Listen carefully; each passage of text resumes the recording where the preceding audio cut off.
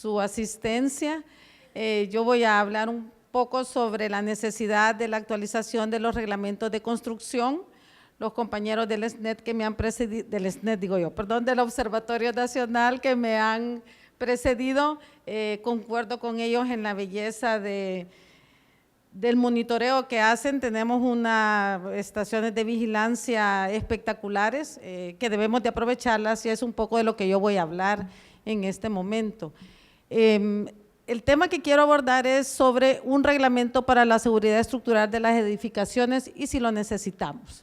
Ya Rodolfo nos hablaba de lo agradable que es para nosotros sentir los sismos, y generalmente las personas que trabajamos en estas áreas, cuando sentimos un sismo, en mi caso, queremos salir a ver qué le ha pasado a la construcción, evaluar daños, etcétera, y a veces vemos el lado científico o académico del desastre, pero o del evento, pero cuando ya racionalizamos los efectos de los sismos y de las erupciones volcánicas, pues tenemos que ver qué medidas tenemos que tomar como sociedad. Entonces, de eso va a tratar mi charla.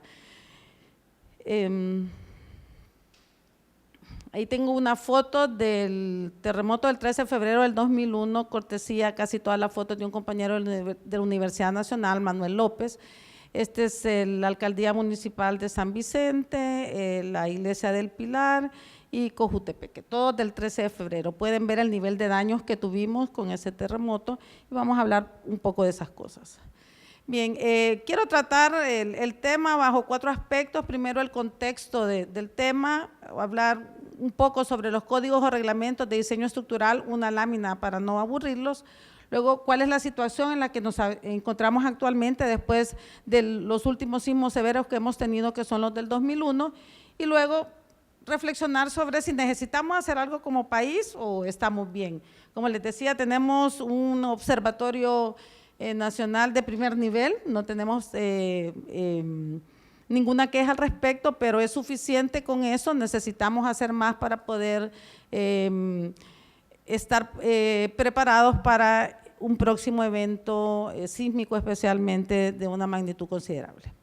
Bien, en el contexto, quería mostrarles, ya les voy a aburrir, hacer énfasis en el que El Salvador es un país con una sismicidad muy alta. No me voy a referir a este esquema que ya lo han tocado los dos compañeros, pero sí quiero hablar un poco sobre estos 3 mapas del Salvador, donde lo que se muestra es cómo se sintió el sismo a través de una medida de intensidad para cada caso de los terremotos. Este es el terremoto de subducción, porque el que se dio el 13 de enero del 2001, como ustedes pueden ver, se afectó prácticamente todo el terremoto. Estos números nos indican cómo lo sintió la población. Ya vamos a ver a qué nos referimos con eso. Cuanto mayor es el número, mayor lo siente la población y mayor daño hay en las edificaciones. Este es el terremoto del 10 de octubre de 1986, fue un terremoto de falla local más concentrado, pero como decía Rodolfo, provocó mayor número de muertes. Y luego este es el terremoto del 13 de febrero del 2001, también de fallamiento local, donde la concentración de daños estuvo en la zona de Cojutepeque, San Vicente, Candelaria, etcétera. A lo que me refería con estos números que son de la escala de Mercalli, y aquí dice la escala de Richter, que tienes razón. La escala de Mercalli lo que nos indica es cómo percibe la persona y cómo se da el daño en las edificaciones. Entonces, para comprenderlo a nivel de la sociedad es mucho más sencillo. Por ejemplo, si nos dicen que la escala de Mercalli es 1, quiere decir que casi nadie lo ha sentido, son sismos de magnitud muy baja, 2,5, que nadie los percibe, de los que hablaba Rodolfo, que son cada 2 horas, ¿verdad? Esos que solo ellos los ven, ¿verdad? Porque los están monitoreando. Pero si estamos hablando de un sismo, por ejemplo, de intensidad 7, quiere decir que los edificios no sísmicos pueden pueden estar dañados y los antisísmicos con pequeños daños. Y para mí esto es importante como ingeniero. ¿Qué quiere decir no sísmicos o antisísmicos o sismoresistentes o no sismoresistentes? Quiere decir que yo, si tomo las consideraciones apropiadas como ingeniero, voy a poder construir un sismo que sea capaz de soportar un terremoto de magnitud 6 o de intensidad 7, como le querramos decir, y si no sigo esas prescripciones o esas reglamentaciones, mi edificación o mi vivienda va a quedar dañada. Entonces, esto es un punto bien importante porque quiere decir que una misma construcción en un mismo lugar puede tener daños diferentes en función de qué reglamentaciones o qué procesos constructivos o qué normas se han seguido para su construcción. Bueno, aquí tengo un ejemplo en ese sentido. Si ustedes observan, esta es una foto del 13 de febrero en Santa Cruz, Analquito, que está en la zona más dañada.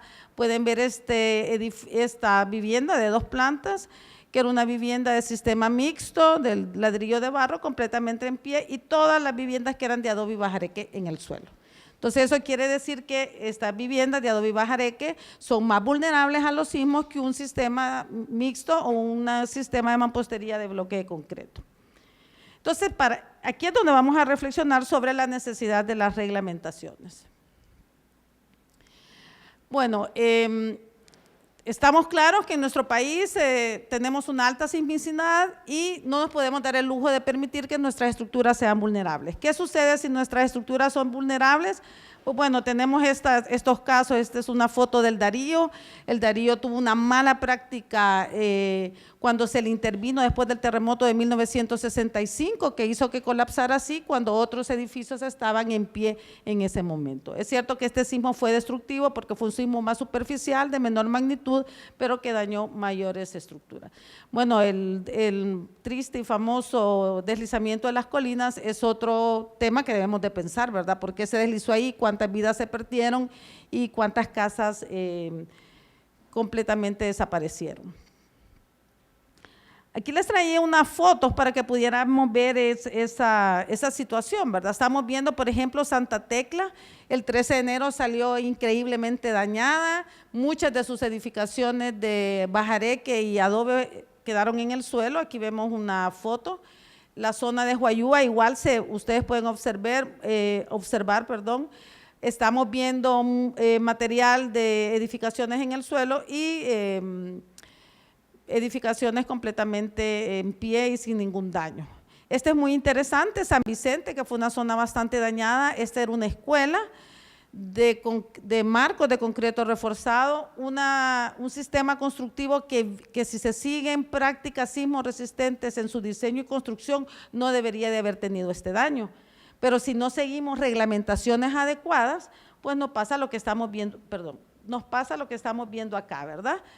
Colapso de la estructura, que afortunadamente pues no habían niños en ese momento, según nos comentaron.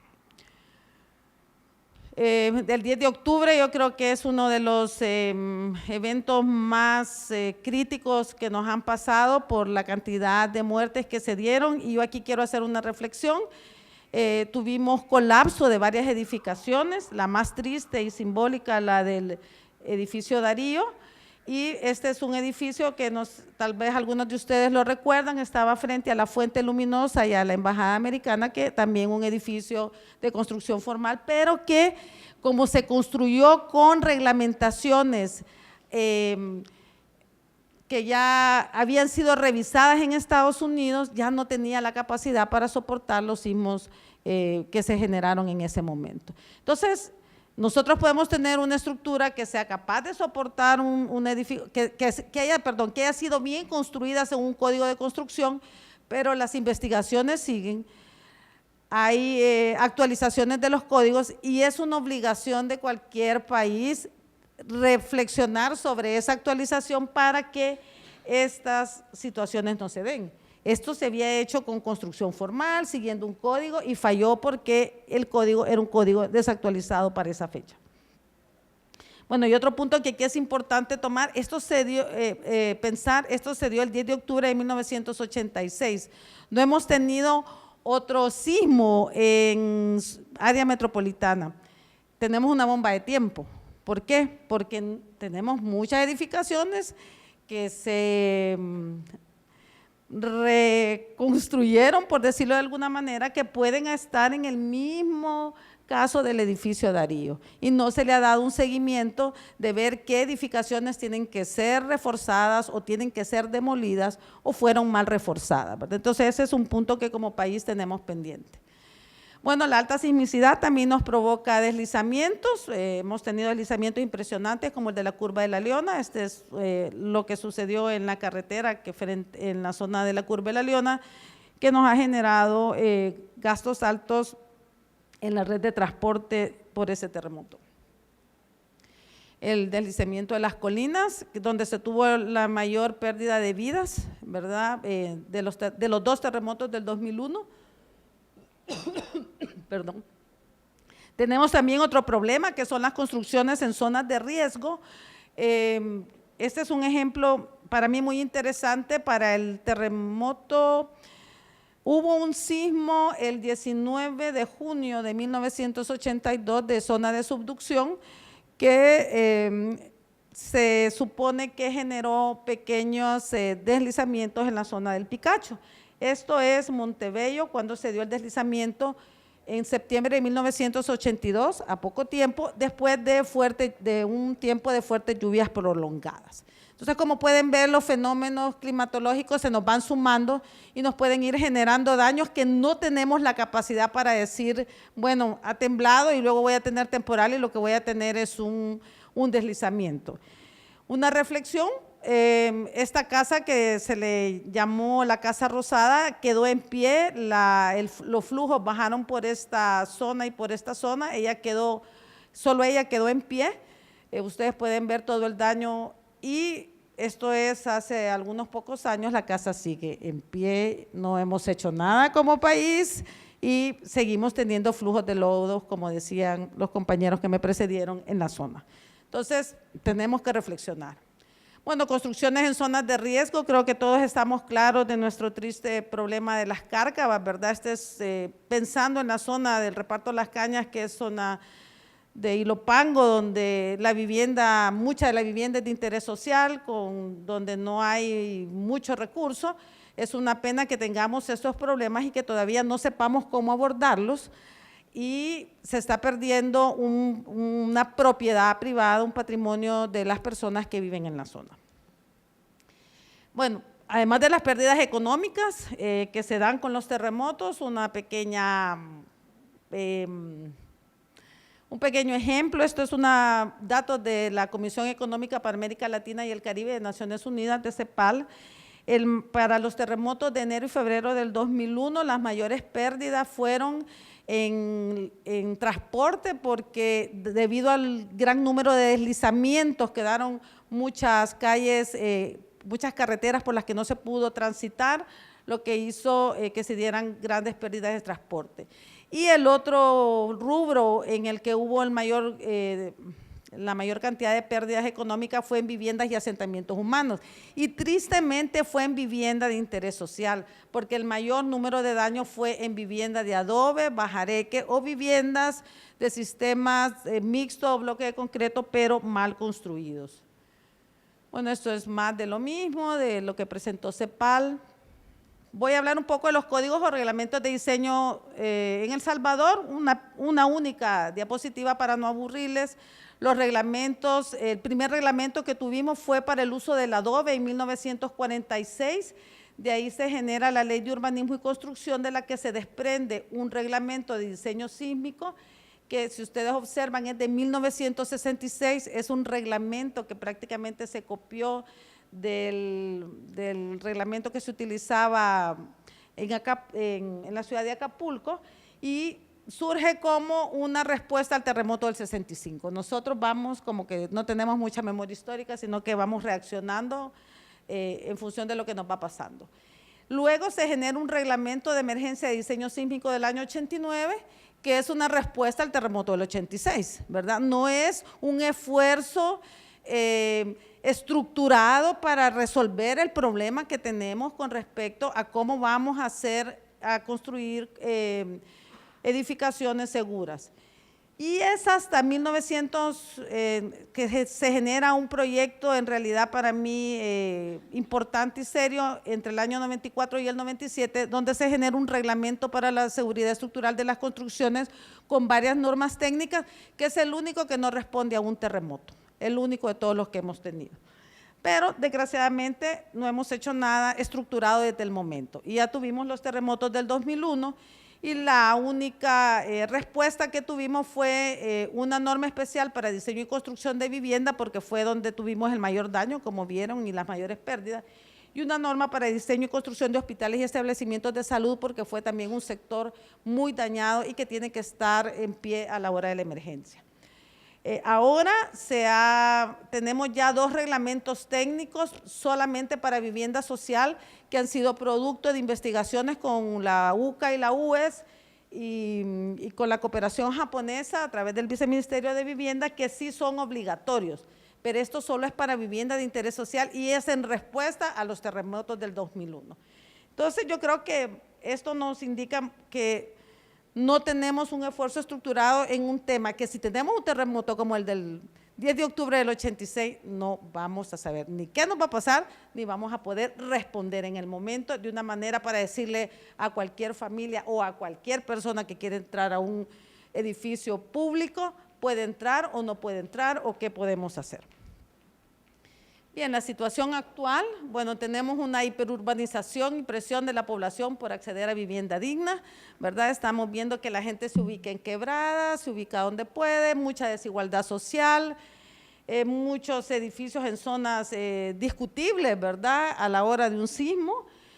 Esa es nuestra realidad en este momento. Tenemos una incidencia cada vez mayor del cambio climático, bueno, nuestras cárcavas, situaciones más críticas en cuanto a lluvias, tormentas tropicales, etcétera, de tal forma que para el 2009 nos clasificaban como el país más vulnerable del mundo y hemos logrado al 2014 por las acciones que han seguido los gobiernos del 2009 al 2014, movernos 8 posiciones en positivo en este ranking que no está muy bien para nosotros.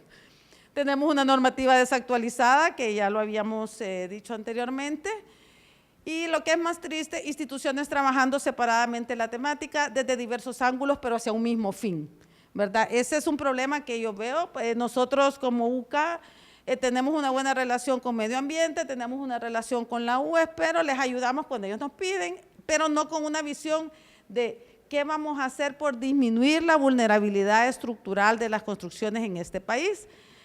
Y yo creo que eso es un tema que debemos de reflexionar y por lo que yo quería tocarlo en este momento.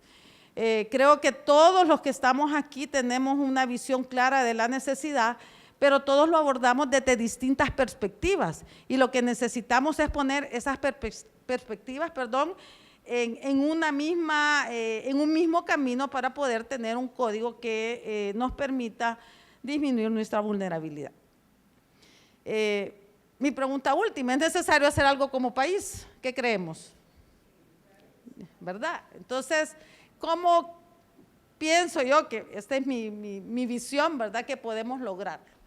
Bueno, yo creo que son diversos actores los que tenemos. Uno es el gobierno central a través de los ministerios que correspondan.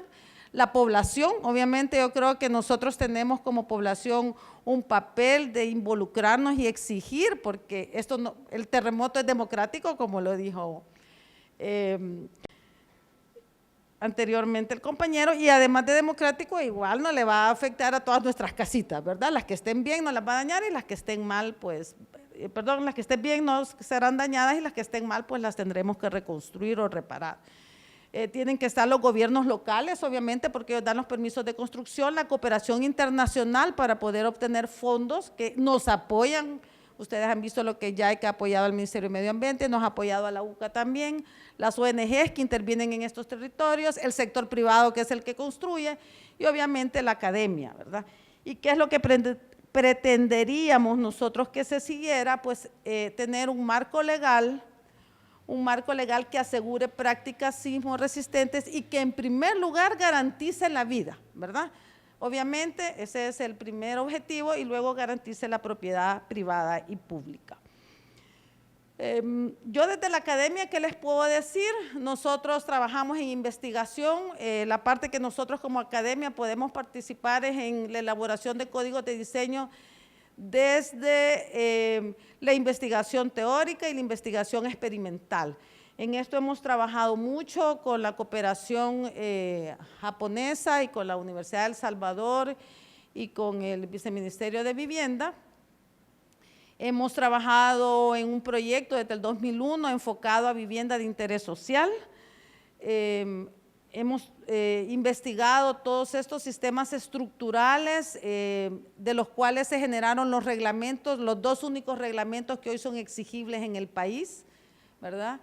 Esta es una foto del laboratorio de estructuras grandes que la cooperación japonesa le donó a la UCA. Nosotros tenemos capacidad para ensayar paredes a tamaño natural.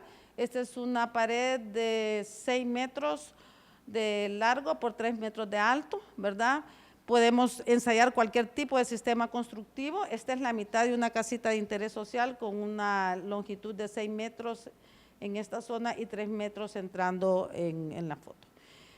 Podemos generar también investigación en sistemas más de construcción más ligera y los resultados de estos experimentos hechos con la cooperación japonesa y la capacitación que nos dio es lo que ha permitido formular los dos únicos reglamentos exigibles que tenemos en el país.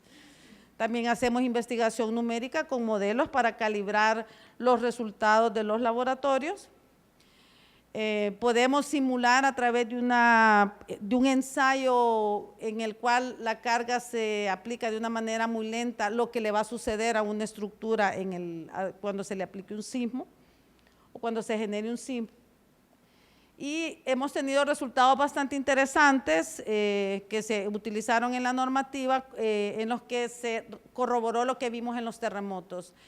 Tal vez podemos ver en esta gráfica los triángulos azules son la capacidad resistente del adobe,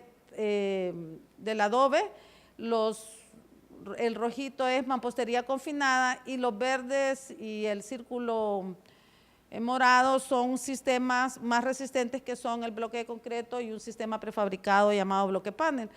Como pueden ver, aquí yo muestro la resistencia que tiene el sistema y aquí la capacidad de deformación. Cuanto más barato es el sistema, menos resistente es, ¿verdad? Cuanto más tecnología lleva, pues obviamente más resistente y más capacidad de deformación y obviamente menos daño a la hora de un sismo. Lo que tenemos que encontrar obviamente en los códigos es una combinación, una relación costo-beneficio en función de quién vaya a utilizar el sistema estructural. Obviamente, estamos claros que una vivienda de adobe siempre va a tener mayores daños que una vivienda de mampostería de bloque de concreto. Debemos de investigar, ya los compañeros que me precedieron, ellos investigan los sismos, investigan los volcanes. ¿Por qué? Porque hay cosas que no las podemos copiar del extranjero. Nuestra sismicidad es única, nuestros volcanes son únicos y nuestros suelos provenientes de erupciones volcánicas son únicos. No podemos irle a copiar ni a los norteamericanos ni a los europeos esas cosas porque eso es nuestro, ¿verdad? Entonces, ahí tiene que haber conciencia en los tomadores de decisiones que tienen que apoyar esas investigaciones para nutrir nuestros códigos. Tiene que haber adaptación, hay cosas que podemos adaptarlas de otros códigos, tiene que legalizarse todo eso para que lo pueda utilizar la población. Tiene que tener obligatoriedad, porque si no hay obligatoriedad, los salvadoreños somos bastante rebeldes y anárquicos y no lo vamos a hacer. Yo creo que también debe de haber educación para entender estos temas desde que estamos pequeños, en las escuelas, de tener buenas prácticas, de seguir reglamentos, de entender qué es un sismo, de saber cuáles son los peligros volcánicos. Todo eso nos va a ir creando una conciencia tal en la que podamos ir caminando en estos temas. Y en ese sentido, para terminar, quiero agradecer a Roger Lindo por haber hecho este este trío de exposiciones en las que hemos podido, creo yo, dar una visión de la necesidad de seguir reflexionando sobre estos temas, de que nos apoyen tanto la cooperación internacional, al sector gobierno como a la academia, para poder trabajar en estos temas que solo nosotros lo vamos a poder hacer. Muchas gracias.